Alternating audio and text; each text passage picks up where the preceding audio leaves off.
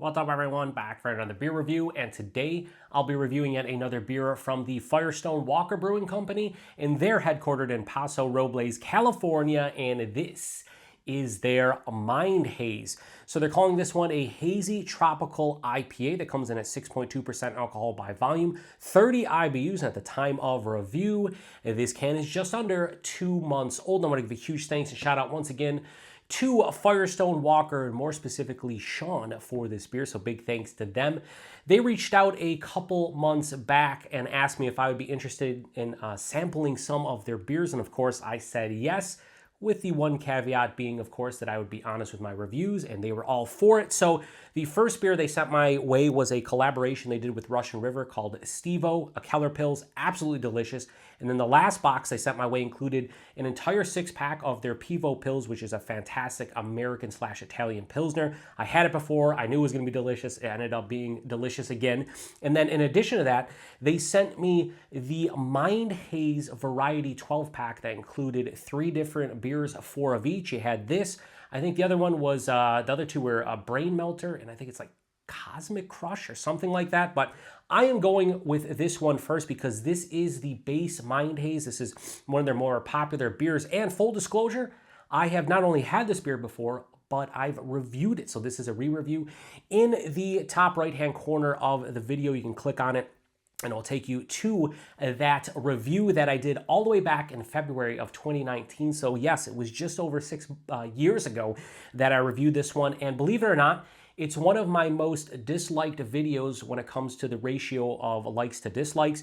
A lot of people disagreed with my take on this one. I called it a decent, solid, shelfie, hazy IPA. Give it a 3.75 out of a 5. A lot of people just disagree with that, think it's a lot better than that. Some people absolutely love this beer. So I'm re-reviewing it. My palate has changed a lot in the 6+ years since I last had this one. So maybe I'll like it more, maybe I'll like it a little bit less. We will see, but you will get an honest review. Also, anybody out there, Sean, or anybody else that watches this, did the recipe of this change, or was it slightly tweaked a bit? Because when I reviewed it back in 2019, it was 6.2% and 40 IBUs, and now it's a 0.5% bigger at 6.7 and also 10 IBUs less at 30. So I thought that was a little bit interesting. The hops in this one, Azacca, Dorado, and they say melon hops. I think it's Hüll Melon because they do say German melon hops. That's the only German melon hop that I can think of, but they just call it melon.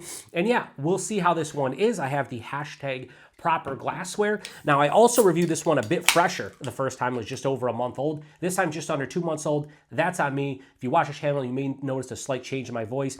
The past couple weeks, I've been laid up with a bad cold/flu/upper respiratory infection. Lost my taste and smell for about 8-9 days. So it's back to being 100% my smell and taste, but I do have a little bit of congestion. My nose runs and things of that nature, and I definitely sound like I have a cold, even though I'm on the other side of it and it's not really impacting my senses, at least not of the beers I have tried recently and the foods and everything. It's back to normal, at least in my opinion. So anyway, let's give it a pour here, see what we got going on. So like I said, I thought this one was solid, decent. I didn't say this was bad or anything. I actually thought it was pretty solid for a shelfie hazy IPA. I just didn't love the beer. That's all. I just didn't love the beer. I thought it was, fine by me, but I didn't like scream from the rooftops. And I find that with a lot of shelfie beers, and when I say shelfie, it's Firestone Walker. You can get them on the shelves in grocery stores, big beer stores, things of that nature. That's what I'm saying. It's not a derogatory term on my channel. It's actually a term of endearment. But yeah, anyway, look at that. I mean, that looks like a proper hazy. Let's be honest here. That looks beautiful in the glass. Has this bright orange color that you're seeing on camera. I'm seeing it in person. Has about a 2-finger of a beautiful off-white colored head that is somewhat creamy. So I'm doing it with the light here. That's a little bit too light. I'd say maybe something like that. I don't know. It's very similar to what you're seeing, a little bit more bright and vibrant in person, but it is what it is. At least I can tell the difference now.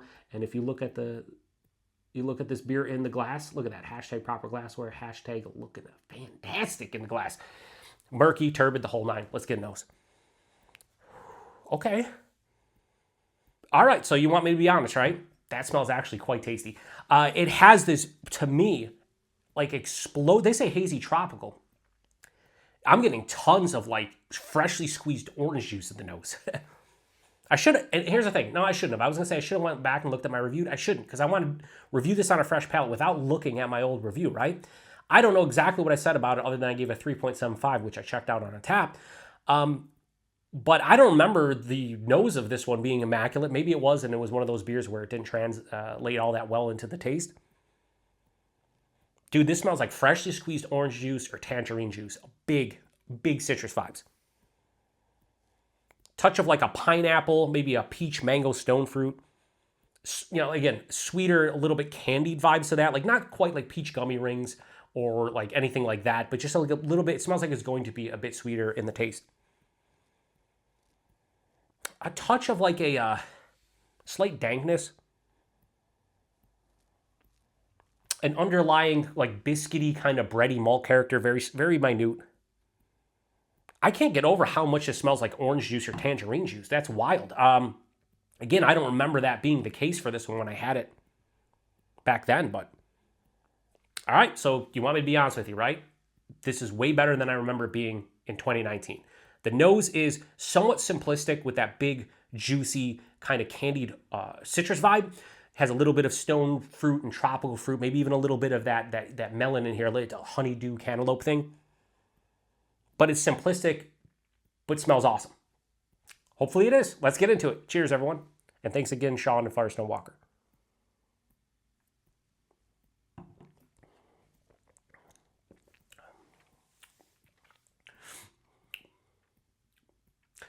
I will say this. All right, let me go back in another sip because, okay, here it comes. All right, let me go back in.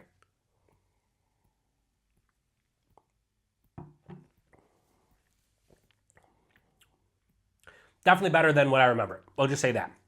I will say it's not substantially better. I'm not going to be giving this one a 4.5 out of 5 and losing my shit over it or anything. But the nose has translated into the taste. It's transitioned beautifully. But the taste is a little bit dialed back from the nose, so it's not as intense and boisterous.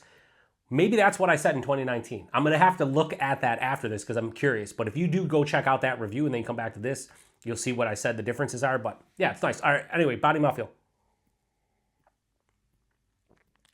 I think for 6.7%, this is solid body. It's medium, maybe just a skosh under, but I will say medium body. The mouthfeel, it has a nice mild to moderate carbonation, more approaching moderate. There's a nice smoothness here. There's a little bit of like creaminess on the edge of the palate. So body and mouthfeel are not sensational, but I think they're good for what this beer is supposed to be. Of course, as I always like to do, look at the glass lacing, of course. Looks fantastic.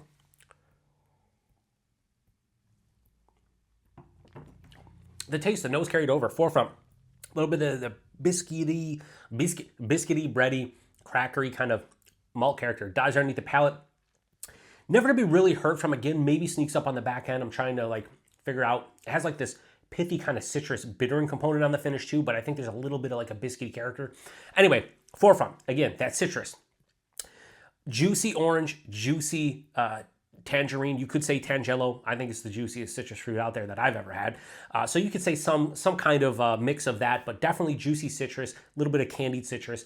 Passes through, I get a touch of like a peach or a mango. Again, a little bit more candied and sweeter. There's a pop of pineapple in there, and you could say like an accentuation of like honeydew melon closer to the rind. That's the first 2/3 of the palate. It's a beautiful mixture of citrus, stone, and tropical fruit, more heavy on the citrus for me. And then the finish has that pithy citrus bittering component, maybe a touch of a dank kind of herbaceous quality, very slight. Here's the issue I have with hazies nowadays for myself personally. They're not bitter enough for me personally, even though stylistically you don't like big bitter hazies are not stylistically correct. They started brewing New England style and then into hazies to make it juicy, to make it more fruit forward, dial back the bitterness. And the saving grace for a lot of hazies usually is a big dryness. This has a nice dryness. It's not bone dry, but it's firmly dry. So it does help balance this one out a little bit. As you can see, I'm taking this down. I'm having no issues with it. I also I gotta be honest with you guys. You get honest reviews from me no matter what the brewery is, no matter what the style is. I'm going to say back in 2019, I was a little bit more snobbish. I was more of a snobby hazy guy or New England guy because I wanted everything to be super luscious and viscous with the bodies, and the mouthfeel insane, and just fruit flavors galore, and just blowing me away every single beer. Didn't matter if it was a $20 4-pack from a hyped local or regional brewery, or it was a grocery store beer like this that is going to be half the price. I want them all to be just as good as they possibly could, and it's like, that's not how it works. It's just not how it works. So I think value-wise for this one's good. If you're in the mood for a hazy IPA and you want something that's not going to break the bank, that you can easily pick up locally if you get Firestone Walker stuff, this is a nice beer. It is. I think it's a little bit better than the solid, okay, decent kind of rating I gave it back in 2019. But I also realize nowadays, after 6+ years of reviewing beers and a lot of them being hazies, there's nothing wrong with a shelfie hazy IPA. And I think this is proof that I've had, from the Bells of the Worlds to them, to Great Lakes, to so many other bigger craft breweries in the U.S., they can make some really nice hazy IPAs with a great value. Just don't go into it comparing it to that, $20 4-pack beer that you buy locally from a place you can get them super fresh all the time. I think that's an unfair comparison for breweries like this and beers like this. And that's just my honest opinion. So I do like this a little bit better than I liked in 2019. It's still not blowing me away, but it is, I'll call this a good hazy IPA. 6.7%, I can't even tell. If you told me this was 5.5, I'd be like, sure. Again, firmly dry, mild bitterness, somewhat balanced, but leans a little bit more juicy, fruity, and sweet. I do think this is nice, and I have no issues giving this a slightly better score than I did back in 2019. So I'm going to give Firestone Walker's Mind Haze. The re-review here, I'm going to give this a, we'll go low 4 out of 5 and go 3.95. I think that's the best I can do, almost putting it up a quarter point from when I reviewed it in 2019. And I think part of that is just me having a better understanding of what these beers are made for, and you can't compare everything equally when it's not the same. It's like comparing, I'll give you a perfect example. It's like comparing a big barrel-aged behemoth of a beer that sat in barrels for 2 years that is from one of the better, let's just take Parabola from Firestone Walker, and then comparing it to a barrel-aged beer that was in the barrels for 3 months. And when you're comparing them, it's not going to be the same thing. Stylistically, the same thing. A barrel-aged Imperial Stout, Parabola versus whatever. It's not the same. It's just not. And that's kind of the same, I think, with hazy IPAs. Comparing this to your local brewery that's putting 7 pounds per barrel of hops and triple dry hopping and all this crazy shit, and then you drink it 3 days old, and you compare it to something like this you get that's a month or two old. It's just not fair.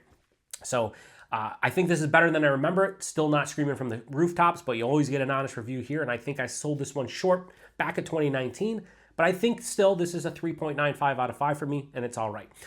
So the Mind Haze, in terms of the value, price point, can't really find this one here in New York State, in the Western New York area region in general too much anymore, but used to be $10 to $12 a 6-pack, probably cheaper for a 12-pack, probably $20, $18 to $20 a 12-pack. So good value, again, very, very good value. And then the availability, I don't know if Firestone Walker anymore. Here's the funny thing. They've pretty much dried up in New York State. However, recently starting to come back a little bit. My local bottle shop of choice, brewed and bottled in Loose in New York, just got Union Jack, Wandering Dawn, which is a new release for them, and Pivo Pills. He just got his hands on all of them. He's at the store. I am actually going to grab a Union Jack and that Wandering Dawn, and I'm going to review it after I do the rest of these Mind Haze beers. It's the least I could do for Firestone Walker for sending me some free stuff to review. I haven't had Union Jack in fucking 8-9 years, so I want to try that one. That Wandering Dawn sounds pretty good as well. So once again, if you've had this beer before, please post in the comment section. Let me know what you think about it. Do you remember this one nowadays being a bit better than back in the day, or maybe vice versa, not as good? Me, I feel it's a bit better. But again, my palate's changed a lot in 6+ years. And on top of that, the way I feel about these beers, especially when I review them, I got to call a spade, and I got to take into consideration, like I talked about, like you can't compare these to that local brewery kicking out $20 to $22 4-packs of, a 6.7% hazy IPA. You just can't do that. And I think back in the day, I used to do that, and I think that was incorrect the way I would handle that. So it is what it is. Anyway, if you've had this one before, please post in the comment section. Let me know what you thought about it. Like I said, 6.7%. Really can't tell. There's not even like a warm in my chest. Huge thanks to Sean and Firestone Walker for these beers in general. I'm very curious about the Brain Melter and that Cosmic, I think it's, again, Cosmic Crush, could be called Cosmic something else. I can't remember. But Those are 8.9 and 9.5% alcohol by volume, respectively. I hope they're not kind of like the Voodoo Ranger, big beers like that, where like they're fake tasting. I haven't really looked into them at all. So when I review them, we will see. Anyway, shutting this one down. Appreciate it. To the next one. Cheers.